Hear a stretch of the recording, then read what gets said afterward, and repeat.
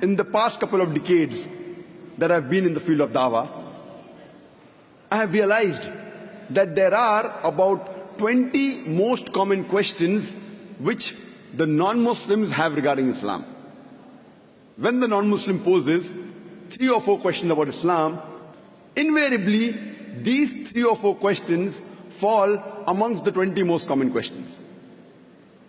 If all the Muslims know the reply to these 20 common questions posed by the non-Muslims with reason, logic and science, with the quotation from Quran and Sahih Hadith and the quotation of the scripture of the non-Muslim, even if he cannot make the non-Muslim accept Islam, at least he can neutralize the animosity that is there in the minds of the non-Muslims. At least he can neutralize the negative feeling that the person has regarding Islam.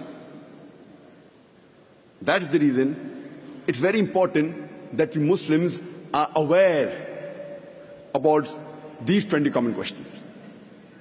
How do these 20 common questions arise in the minds of the non-Muslims?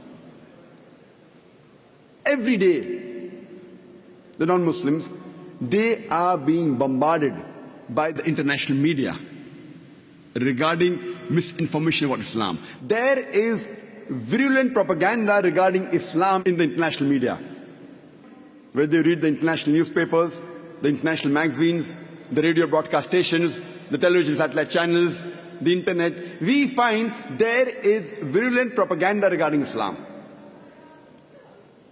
And depending how the media portrays Islam, these 20 common questions, they keep on changing. The 20 common questions that were there a couple of decades earlier, they were different than what they are today. The 20 common questions a couple of decades later may change again, depending upon how the media portrays Islam. Similarly, the 20 common questions keep on changing in the minds of the non-Muslims. And believe me, by Allah's grace, I have traveled to most of the major countries in the world.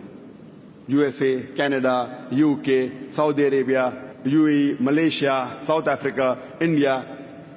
Wherever you travel, these 20 common questions are the same.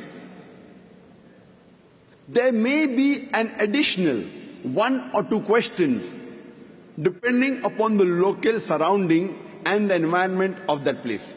For example, if you go in the Western countries, there may be an additional question: why does Islam prohibit the taking and giving of interest? But the remaining 20 common questions are the same. If every Muslim masters the reply to these 20 common questions, he will be able to do the fard, the compulsory act of dawah to the non-Muslims. When you appear for an examination, if you at least want to pass with a good grade, not excellent, at least good grade, what you do, you read the guide. You know, in India, we have the Navneet 21 most likely questions.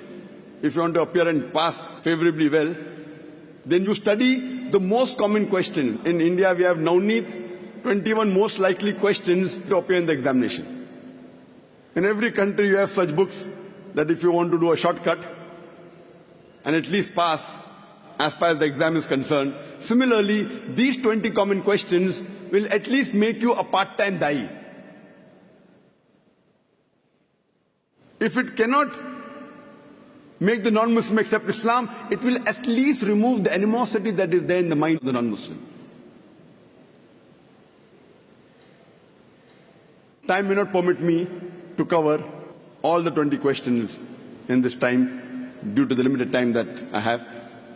You can surely go on the internet on our website www.irf.net, where all these answers are given in detail.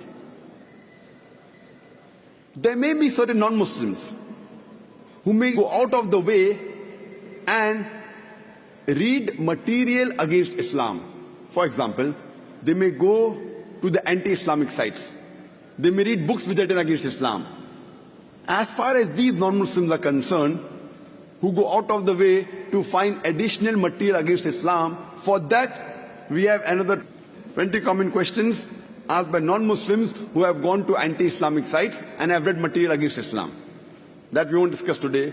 That is, if you want to get, maybe first class or distinction, you have to do that.